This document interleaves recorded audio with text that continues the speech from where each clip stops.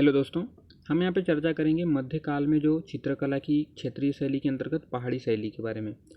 तो जैसे ही मुग़ल साम्राज्य का पतन होता है औरंगजेब के मृत्यु के पश्चात, ठीक है, तो चित्रकारों को भी संरक्षण मिलना बंद हो गया धीरे धीरे करके। तो ये धीरे धीरे पहाड़ों की ओर जो राज्य बसे हुए थे उप हिमालयी क्षेत्रों में, तो उस ओर ये जो चित्रकार थे गति करने लगे। ठीक है, तो वहाँ पे जाके नई जो चित्रकला शैली का यहाँ पे जन्म होता है, तो उसी के बारे में हम यहाँ पे अध्ययन करेंगे। तो आइए देखते हैं। तो जो मुग़ल अधीन जो उप हिमालयी राज्य थे उनके अंतर्गत ही ये जो पहाड़ी शैलियाँ इनका जन्म होता है। ठीक है, जम्मू से अल्मोड़ा तक 22 रियासतें थीं, जिसमें विभिन्न प्रकार के यहाँ पे जो चित्रकला की शैलियाँ था उनका जन्म हुआ। ठीक है, पौराणिक कथा कहीं पे तो कहीं पे साहित्य, तो ये विभिन्न प्रकार के इनका विषय रहा। पौराणिक कथा से लेके तो साहित्य तक पूरा विषय इन्होंने चित्रित किया। प्रत्येक आकृति जो संरचना बनाएगी रंग और रंजकता में भिन्न है। ठीक है, तो प्रत्येक आकृति जो है उनके अलग अलग रंग दिए गए हैं और अलग अलग उनकी विशेषताएं हैं। प्रमुख चित्रकार पहाड़ी चित्र शैली में तो देखें नैनसुख और मनकू, ये प्रमुख चित्रकार थे। ठीक है, नेक्स्ट देखते हैं बसोली शैली। तो बसोली शैली चित्र देख सकते हैं बसोली शैली के अंतर्गत। तो 17वीं सदी के जो प्रारंभिक चरण में यहाँ पे जो बसोली शैली देखने को मिलता है हमें। ठीक है, इसकी विशेषताएं थी कमल की पंखुड़ी सदृश बड़ी बड़ी आंखें। आप यहाँ पे इनकी आंखें देख सकते हैं, काफ़ी बड़ी बड़ी दिखाई गई है। ठीक है, आप यहाँ पे आंखें देखें इनकी।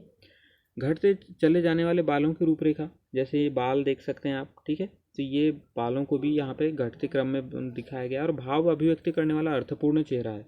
जैसे ये किसी से इससे सवाल पूछ रहा हो तो इसके चेहरे का आप यहाँ पे भाव देख सकते हैं कि किस प्रकार से इसके भाव बने हुए हैं। ठीक है, इसमें प्राथमिक रंग जो है लाल, पीला या हरा, तो इनका अधिक से अधिक मात्रा में प्रयोग किया गया। और विभिन्न जो रंग थे उनके अलग अलग रंग से अलग अलग तरीके से प्रयोग किया गया, अर्थात रंगों की हमें विषमता देखने को मिलती है। ठीक है, कपड़ों पे भी चित्रकारी की गई। यहाँ पे कपड़ों पे ये जो चित्र बना हुआ है ये कपड़े पे भी बना हुआ है।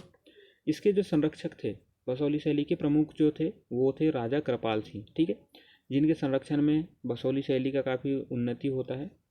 प्रमुख अगर चित्रकार देखें तो देवीदास है। ठीक है, जो कि कपड़े पे श्वेत कपड़े पे अपने चित्रकारी करने के लिए काफ़ी प्रसिद्ध भी हैं।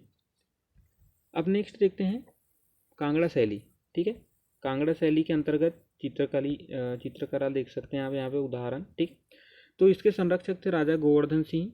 1774 में इन्होंने इसे संरक्षण प्रदान किया। और आगे चल के राजा संसार चंद भी इसको संरक्षण प्रदान करते हैं। और इसके समय में संसार चंद के समय में जो कांगड़ा शैली होती है चित्रकला की अपने पराकाष्ठा पे पहुंच जाती है, काफ़ी उन्नति प्राप्त करती है। ठीक है, तो कांगड़ा शैली की प्रमुख विशेषताएं देखिए तो चित्र में संवेदनशीलता और बुद्धिमत्ता है। यहाँ पे आप देख सकते हैं जैसे एक राधा कृष्ण की यहाँ जोड़ी दिखाई गई है, तो यहाँ पे संवेदनशीलता दिखाई गई कि किस प्रकार ये अपने भाव को अभिव्यक्त कर रहा है। ठीक है, इसके अलावा बुद्धिमत्ता का प्रयोग किया गया है और चित्रकारी बनाई गई। इसके विषय में देखें तो गीत गोविंद, भागवत पुराण, बिहारी की सतसई और नल दमयंती, इन सभी के बारे में यहाँ पे बताया गया है। ये इन्हीं के ऊपर ज़्यादातर यहाँ पे चित्रकारी की गई है। ठीक है, एक इसी समय कांगड़ा शैली के अंतर्गत ही एक दूसरा समूह भी था इसी क्षेत्र में, जिसे 12 मासा समूह कहा गया।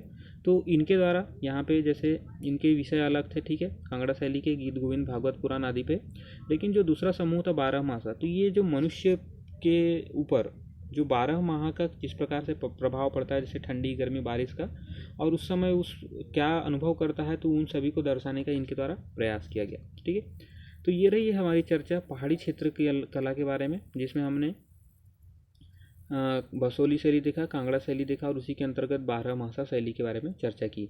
तो दोस्तों, अगर आपको जानकारी पसंद आती है तो इसे शेयर कीजिए। धन्यवाद।